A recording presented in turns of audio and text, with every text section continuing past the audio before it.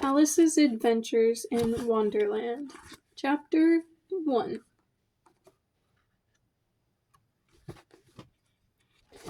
All in the golden afternoon, full leisurely we glide, for both our oars, with little skill, by little arms are plied, while little hands make vain pretence our wanderings to guide. Ah, cruel three, in such an hour, beneath such dreamy weather, to beg a tale of breath too weak to stir the tiniest feather. Yet what can one poor voice avail against three tongues together? Imperious Prima flashes forth her edict to begin it. In gentler tone Secunda hopes there will be nonsense in it, while Tertia interrupts the tale not more than once a minute. Unknown to sudden silence one, in fancy they pursue the dream child moving through a land of wonders wild and new, in friendly chat with bird or beast, and half believe in true. And ever as the story drained the wells of fancy dry, and faintly strove that wary one to put the subject by, the rest next time, it is next time, the happy voices cry. Thus grew the tale of Wonderland, thus slowly one by one its quaint events were hammered out, and now the tale is done. And home we steer, a merry crew, beneath the setting sun. Alice, a childish story take, and with a gentle hand lay it where childhood's dreams are twined in memory's mystic band, like pilgrims withered, wraith of flowers plucked in a far-off land. Chapter 1. Down the Rabbit Hole.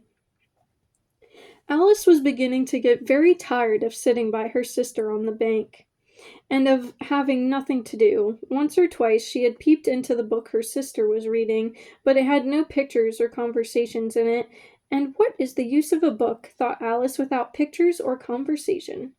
So she was considering in her own mind, as well as she could, for the hot day made her feel very sleepy and stupid, whether the pleasure of making a daisy chain would be worth the trouble of getting up and picking the daisies, when suddenly a white rabbit with pink eyes ran close by her. There was nothing so very remarkable in that, nor did Alice think it so very much out of the way to hear the rabbit say to itself, oh dear, I shall be late." When she thought it over afterwards, it occurred to her that she ought to have wondered at this, but at the time it all seemed quite natural. But when the rabbit actually took a watch out of its waistcoat pocket and looked at it, and then hurried on, Alice started to her feet, for it flashed across her mind that she had never before seen a rabbit with either a waistcoat pocket or a watch to take out of it, and burning with curiosity, she ran across the field after it, and fortunately was just in time to see it pop down a large rabbit hole under the hedge. In another moment, down went Alice after it, never once considering how in the world she was to get out again. The rabbit hole went straight on like a tunnel for some way, and then dipped suddenly down, so suddenly that Alice had not a moment to think about stopping herself before she found herself falling down a very deep well. Either the well was very deep, or she fell very slowly, for she had plenty of time, as she went down, to look about her and to wonder what was going to happen next. First, she tried to look down and make out what she was coming to, but it was too dark to see anything. Then she looked at the sides of the well, and noticed that they were filled with cupboards and bookshelves. Here and there she saw maps and pictures hung upon pegs. She took down a jar from one of the shelves as she passed. It was labeled orange marmalade, but to her great disappointment it was empty. She did not like to drop the jar for fear of killing somebody, so managed to put it into one of the cupboards as she fell past it. Well, thought Alice to herself, after such a fall as this, I shall think nothing of tumbling downstairs. How brave they'll all think me at home. Why, I wouldn't say anything about it, even if I fell off the top of the house. Which was very likely true. Down, down, down. Would the fall never come to an end? I wonder how many miles I've fallen by this time, she said aloud. I must be getting somewhere near the center of the earth. Let me see. That would be 4,000 miles down, I think. For you see, Alice had learned several things of this sort in her lessons in the schoolroom, and though this was not a very good opportunity for showing off her knowledge, as there was no one to listen to her, still it was good practice to say it over. Yes, that's about the right distance, but then I wonder what latitude and longitude I've got to.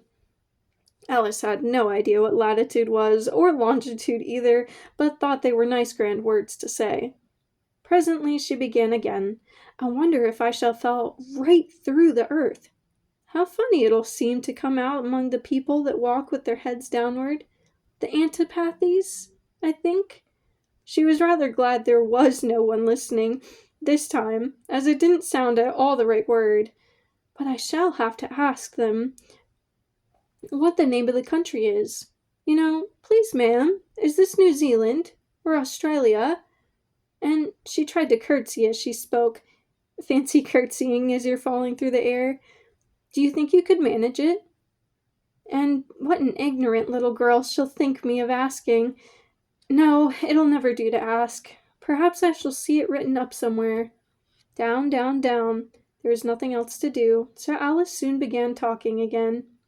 Dinah'll miss me very much tonight, I should think. Dinah was the cat. I hope they'll remember her saucer of milk at tea time. Dinah, my dear, I wish you were down here with me. There was no mice in the air, I'm afraid, but you might catch a bat, and that's very like a mouse, you know. But do cats eat bats, I wonder? And here Alice began to get rather sleepy and went on saying to herself in a dreamy sort of way, Do cats eat bats? Do cats eat bats? And sometimes, do bats eat cats? For you see, as she couldn't answer either question, it didn't much matter which way she put it. She felt that she was dozing off, and had just begun to dream that she was walking hand in hand with Dinah, and saying to her very earnestly, Now, Dinah, tell me the truth. Do you ever eat a bat? When suddenly, thump, thump, down she came upon a heap of sticks and dry leaves, and the fall was over. Alice was not a bit hurt, and she jumped up on her feet in a moment. She looked up, but it was all dark overhead. Before her was another long passage, and the white rabbit was still in sight, hurrying down it. There was not a moment to be lost. Away went Alice like the wind, and was just in time to hear it say, as it turned a corner, Oh, my ears and whiskers, how late it's getting! She was close behind it when she turned the corner, but the rabbit was no longer to be seen. She found herself in a long, low hall, which was lit up by a row of lamps hanging from the roof. There were doors all round the hall, but they were all locked, and when Alice had been all the way down one side and up the other, trying every door, she walked sadly down the middle, wondering how she was ever to get out again.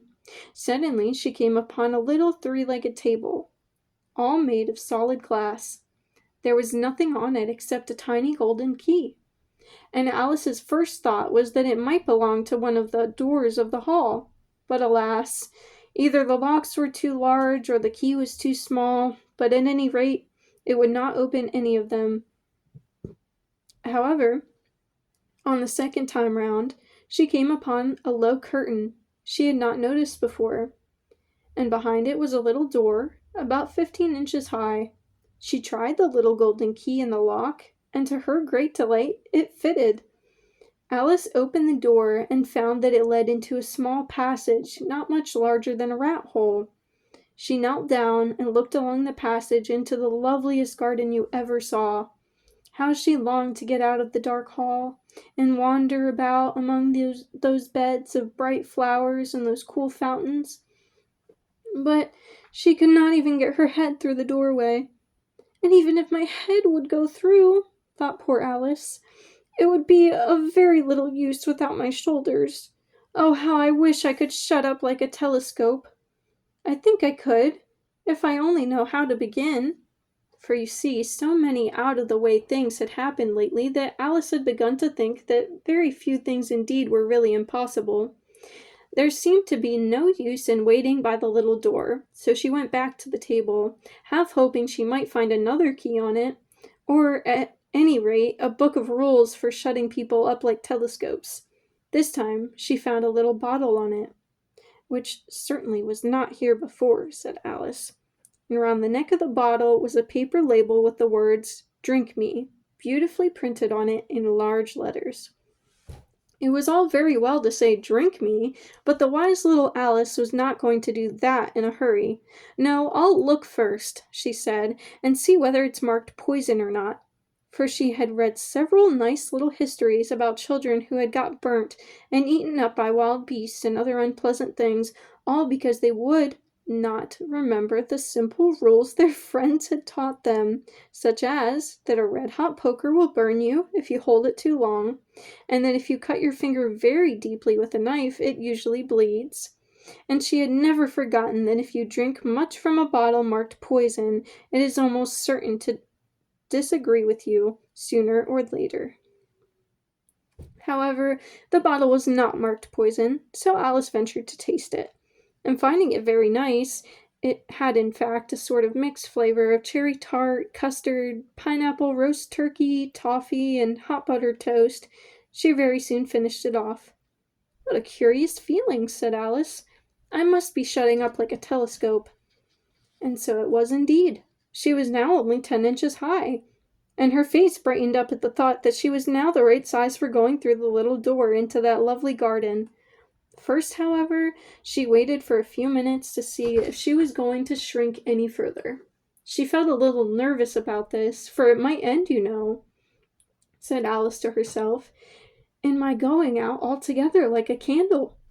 I wonder what I should be like then. And she tried to fancy what the flame of a candle is like after the candle is blown out, for she could not remember ever having seen such a thing. After a while, finding that nothing more happened, she decided on going into the garden at once. But, alas for poor Alice! When she got to the door, she found she had forgotten the little golden key, and when she went back to the table for it, she found she could not possibly reach it. She could see it quite plainly through the glass, and she tried her best to climb up one of the legs of the table, but it was too slippery. And when she had tired herself out with trying,